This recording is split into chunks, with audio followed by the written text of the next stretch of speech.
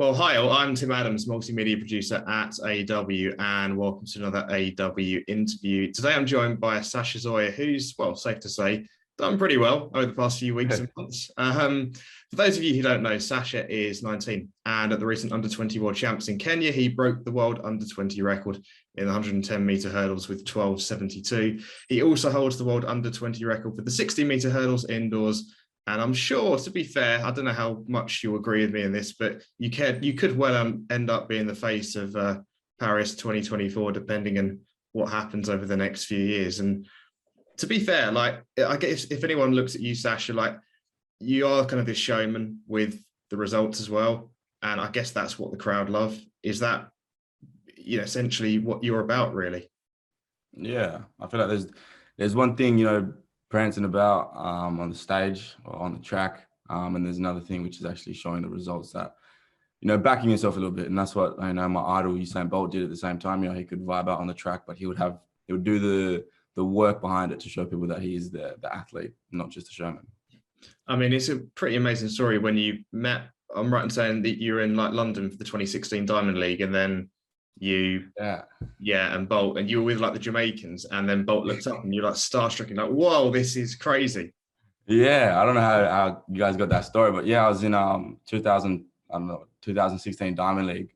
Bolt being Bolt, everyone's screaming out his name. And there was a group of Jamaicans to my right, and they were screaming out some stuff, and he would occasionally look up because same language. So I was like, look, I'm just gonna throw something out there. The only thing I knew how to say was Wagwan. So I said, Wagwan, you saying? And he looked straight at me, and I was like, oh shit. I don't know any other words to say, but I was shocked. And one of the best moments so far, yeah. Oh man, I mean, so what's the first race of Bolt that you watched? Was what age were you when that happened? I don't even know what age I was. I think I probably didn't watch live his race, but I think a couple races before Beijing, or probably Beijing was when I started watching. And then, just watching the movies, the documentaries that came out, and really having Usain Bolt as an idol growing up. I only have one poster in my room, and it's a newspaper article on him. And yeah, proper huge fan. And look, got to thank the guy for motivating me to come where I am today. I was about to say, you're talking about your upbringing. It's pretty crazy. Obviously, you've got essentially Zimbabwe, Australia, and France all in the mix there with kind of your upbringing. You talked about, I've seen a few interviews that you've done recently. You talked about how influential kind of your upbringing is with, your mum, Catherine, and your dad, Yona. How big were they for you getting into athletics, but also just being at home, just chilling around, and just that self-motivation for you as a kid? Yeah, so the motivation wasn't necessarily to get into track and field itself, but to just get into sports. And being a kid, I was a very hyperactive kid, so sports was definitely the pathway for me to choose.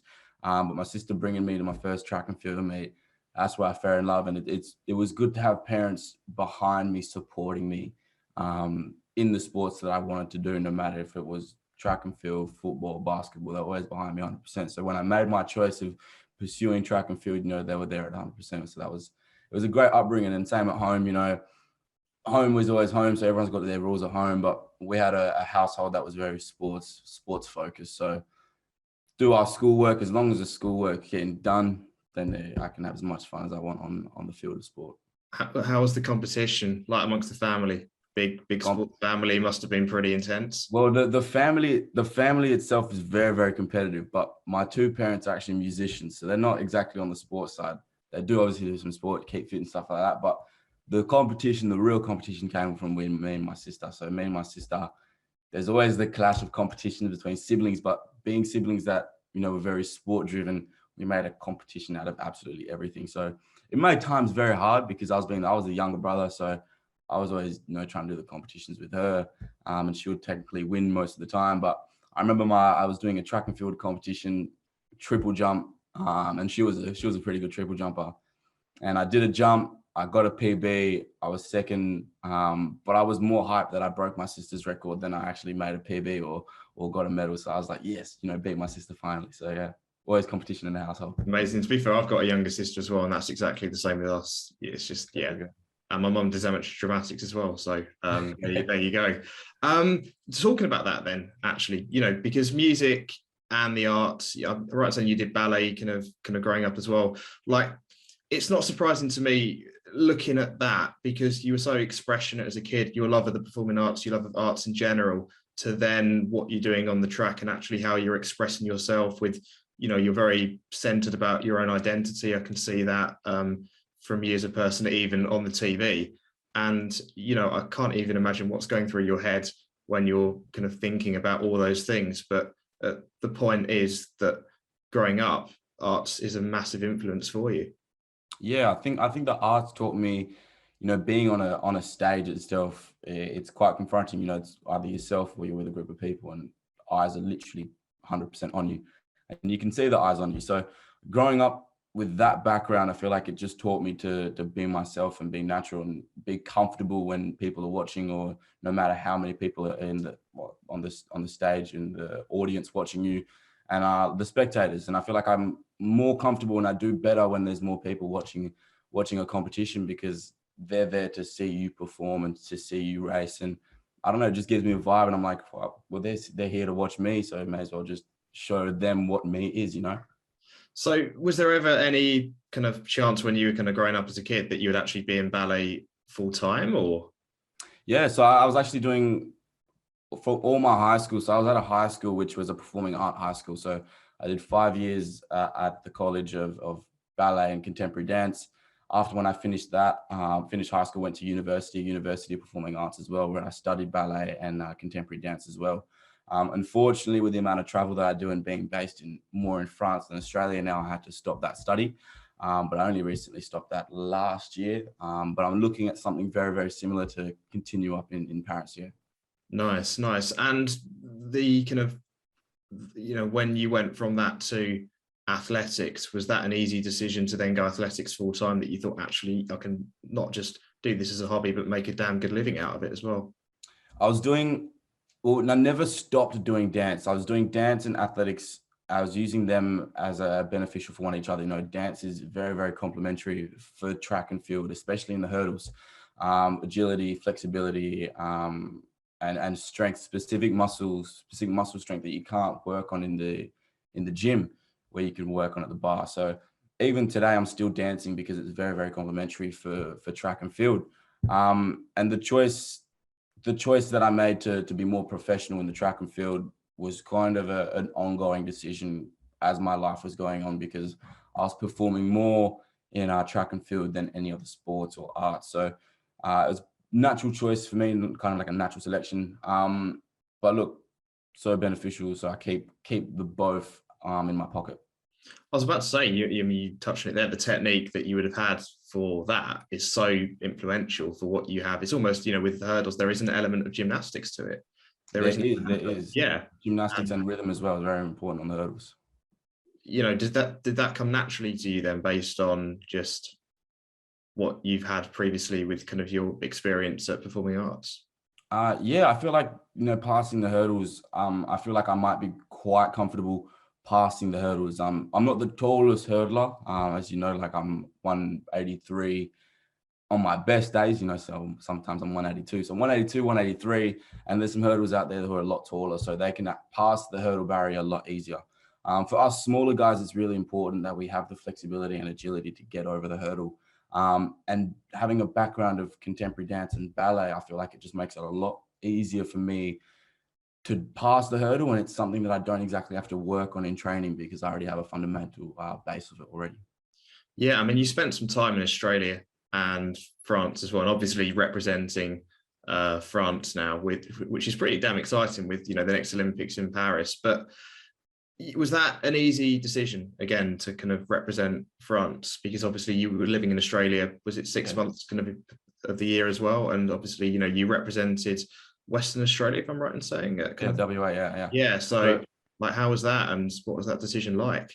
It was a very, very hard decision. Obviously, being born and raised in Australia, friends, family, everyone's in Australia, and I have a huge part of me that feels that I'm very Australian. But getting raised by a French mother, a lot of me was a culturally French person. So coming to the choice on which you can compete for was only made 2 years ago, and already doing, WA competitions because I'm from Perth, WA. I had my little club in France, Clermont-Ferrand, and making the decision was very, very complex. But at the end of the day, I wanted to represent myself and my family, and the easiest way to represent that was to represent my mum, because she was the one that was more forward in raising me. So I wanted to represent my mum. And because we did so many trips in France to see family, I feel like I could represent the whole part of my French family a lot easier if I choose the French nationality. Also, because the European season is probably the biggest thing in track and field. Every athlete comes through the European circuit, all the diamond leagues and stuff like that. They're pretty much all in Europe. So being based in Paris is easier to do the competitions that I wanted to do. I can go do a meet one day and then choose to not do another and focus on training. It's a lot more easier. And then obviously having Paris 2024 home games, there's not many athletes that can say they competed in front of their home crowd at the Olympic Games. So that was all the stuff that came into my decision, and I'm very happy with the decision I made today. But just because I choose to represent the red, white, and blue colors on the track and field doesn't mean I feel less Australian or less Zimbabwe. I'm a very three nationality guy. I was about to say, I know you got asked when you're out in Kenya, have you been to Zimbabwe, recently? And you kind of mentioned I've been there a few times, but not kind of in the past, well, not in the recent future. Have you got any idea of potentially going back there again? Absolutely. I want to definitely get back to my roots, but with the track and field season, it's pretty complicated. I've got to be able to train pretty much every day of the year. Obviously you got holiday times, but you got to be able to train, and going over there, seeing my family, it would put an impact on my training and my progression as an athlete. So I think that for the time being, I'm just going to stick between going back from Australia and France, because that's where my training, coaches, facilities and all that are, where I know that I can continue doing that and pursuing my career. But anytime that I can, if there's another COVID outbreak, we'll say, and there's no COVID in Zimbabwe, which would be absolutely ideal, then hopefully get back to my roots and see my family over there, because family for me is extremely important. Amazing, man. And I think that's the thing with athletics, or just sport in general, or life in general, really, the idea of, having so many connections, so many roots, but then being able to relate to that, because then fans and people just watching on can relate to that from their kind of own experiences and journeys as well. And I guess, from what you've been doing, I've seen a few of your vlogs on YouTube, and like, what's your thoughts on that kind of stuff? Because obviously you're just literally yourself. You're, being yourself, not just on the track, but you're videoing yourself kind of in bed as well, like late at night, reflecting on that day. And it's literally you. That's the authenticity. And obviously that's so important to, what we see and what everyone does within the sport and in life. Yeah. Well, when you start to get a larger following as an athlete, when I was younger, I was always looking at athletes and I wanted to see a little bit more about their life. And, being new to Instagram wasn't the biggest thing out there, but that was probably the easiest platform where you could see a little bit more into athletes' lives and how things go down. And that was a really important part of me. I wanted to see more than just what the athlete does. And, when they go on competition, I want to see more than just the competition part. So for me, I feel like it's not even a job for me, but I enjoy showing the people that want to follow me exactly how my life goes, what a competition is like, and see a little bit more of an insight rather than just the pay-per-view of what you can see when you go watch a track and field meet, So I feel like I just like showing what my life is like 24/7, Yeah, and with the hurdles as well, just going to that, we're going to talk about Kenya. Like, obviously you got kind of a pretty damn good time in the early rounds. In the final, did you ever expect to get like as fast as 12:72? Of course, that the hurdles are 7 centimeters shorter than the senior ones, but at the same time, it was pretty mad, like, to see 12:72 on the clock, thinking, geez, that's quick. Yeah, well, no, if I'm being honest, I wasn't expecting a time like that. I was hoping to go a little bit quicker than my semi-final, but on the day of the final, in the warm-up, I actually had a lot of pain in my hip flexors, to the point where even doing a trail leg was I couldn't actually get my trail leg to go around. So had to end my warm-up a lot earlier. Even when I got onto the track, I couldn't even do when you set your blocks up and you do like a quick run through of over 2 hurdles. Couldn't even do that. So I wasn't feeling at my best form, had my shoulder as well. So I wasn't feeling at my best form, but for me, the important thing was to get the medal. And I'm happy that during the race, I had the Jamaican Vashon, who was next to me on my right, and I could see his presence. And for me, I just wanted to get the medal. You know, it wasn't about getting another world record because I did that in the semis. I just wanted to get the medal. But having him next to me and he was running a bloody good race, and I was feeling his presence. So I was like, look, I've got to run fast, like body pain or no body pain, I've got to get this medal. And I feel like that's the mindset that I had, and it helped a lot to get through the race, you know, even if I had a bit of pain. And then the moment I saw him fall off, and then I was like, all right, we'll just got to finish the race, try to stay clean, don't hit any hurdles. Finished my last hurdle, did the dip, saw the time, and it took a little bit of a while to realize that it said 7.72 or 7.3, whatever it clocked on. And then I realized at the time that I didn't, I was like, damn, like that's a pretty good time. That's a pretty good time. Like low hurdles and no hurdles, that's a pretty good time. And I was happy with it. I was stoked.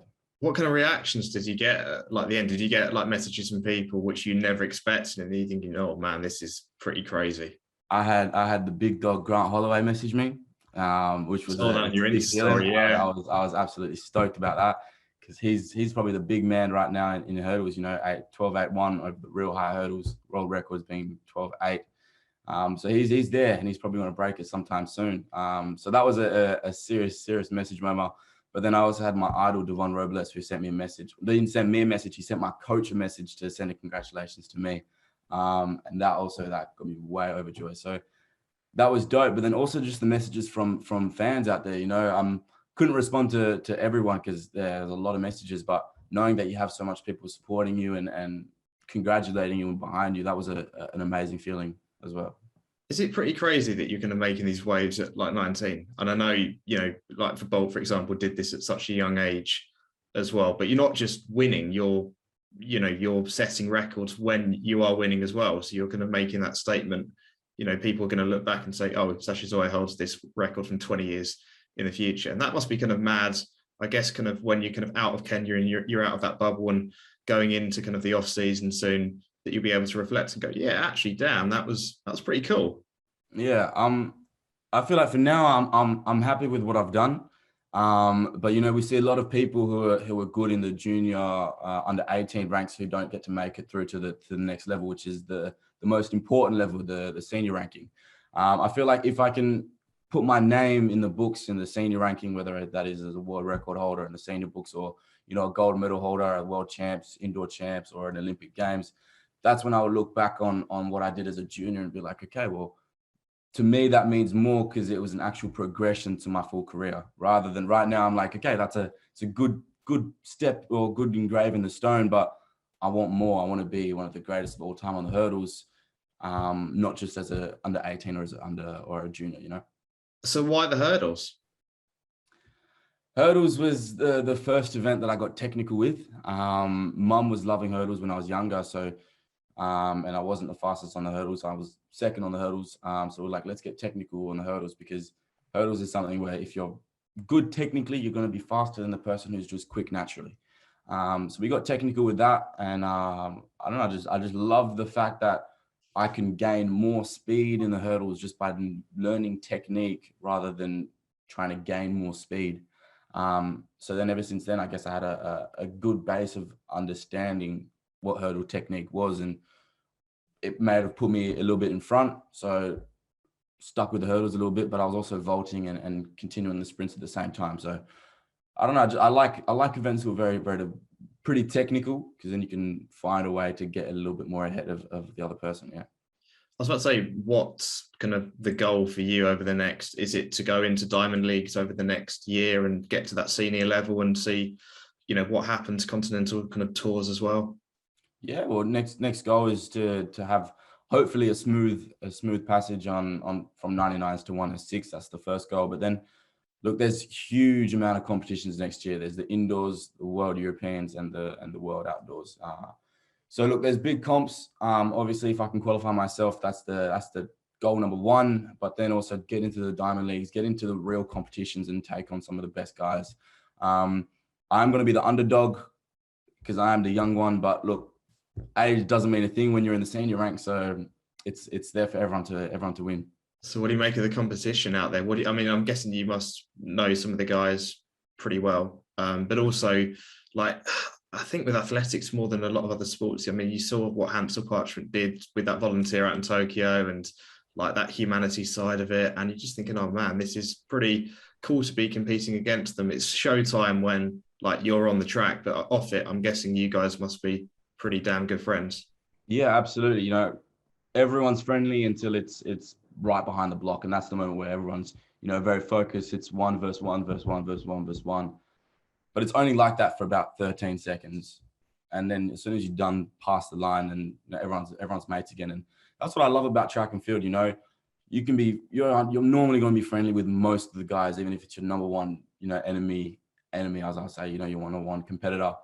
As soon as it's done, the race is done, then cool, it's done. You know, you can kick back and be friends again, you know, and that's what's good about our sport. You know, there is an ongoing rivalry, but it's not a vicious rivalry, I'll say. So what about, you know, next year and competing against them, and how excited are you to actually be on the same track with the seniors, and how do you think you're going to, you know, be up against them? You mentioned kind of the underdog when you're young, but obviously you also said, you know, being such a young age is, you know, if you're good enough, you're old enough. Exactly. I feel like it's going to be the first couple of meets. I'm going to be a little bit of shock because it's going to be so new for me, and I'm going to be next to guys, and I was like, damn, like 2 years ago I was watching you on the TV, now I'm next to you. So it's going to be a bit of a challenge to stay focused and actually run my own race. But look, it's a step that everyone's done, everyone's made, and I'm looking forward to it. I'm looking forward to finally, you know, being on the actual height hurdles. So then if I do a performance or if I don't do a performance, no one's going to talk saying, you know, if I do a good time, no one's going to say what's on a lower height hurdle because it's on the senior height. So it's going to be game on, and I'm ready for it. So like talking about influences quickly, you mentioned like performing arts, but music, like I've read a few interviews, like music for you is a big thing. Like what kind of music for you gets you in the zone for like track meets? Do you listen to different types of music for just like chilling, like just, Yeah. you know, and then pre-race as well? Yeah, I've got a wide genre of music in my playlist. So I've got music for when I'm, you know, going to my warm up. I've got music for like start of my warm up, end of my warm up, and then I'm not really music for after the race, but I'll just listen to my normal playlist for after the race. But I don't know. I feel like I've always listened to music, and having parents that were musicians, always going to their gigs when I was younger. I've always been surrounded by music. So for me, you know, I've always got to have AirPods next to me, so I can listen to music if I feel like listening to music, and it's the easiest way for me to get in my zone. So on a day of competition or training, you know, I can put the music in, and that tells my brain that it's go time, you know. So what kind of like what kind of music would you generally listen to kind of before going to a track then? Like hype music? J. Cole and Kendrick I've been listening to so far. J. Cole's my favorite artist. So I listen to his stuff quite often. But then, you know, if I'm going to warm up, I'm a big Drake fan as well. So Drake's got a little bit of that chill side. So, you know, you can get into it a little bit slowly and then bang, put some J. Cole and then finish up with some Kendrick or some Kanye, you know, some stuff that's going to get you a little bit more into it, you know. Nice. Best gig you've ever been to? Best gig. I haven't actually been to many gigs. I saw the best one would have to be ASAP. I saw ASAP live in Perth. But then J. Cole came to Perth one year and I was in France, so I couldn't actually go see him. So hopefully he does another world tour soon. I've been there and done ASAP. I saw him at Reading a few years ago anyway. So yeah, that was kind of love these festivals, yeah. Kind of mad. Saw Stormzy the other day anyway. That was pretty that was pretty cool as well. But anyway, talking about the future, like what do you want to achieve out of the sport? Is it medals, records, but almost transcending it in a way where that people will know you not just for the sport, but they recognize your background, your identity, your upbringing, and they go, yeah, man, that's actually really cool. Yeah, I feel like that's important to me to be. The aim, first of all, the first aim is to be one of the greatest hurdlers. So getting medals, because medals are more important than records. If I can get a medal at the same time as getting a record, you know, that's the top tier.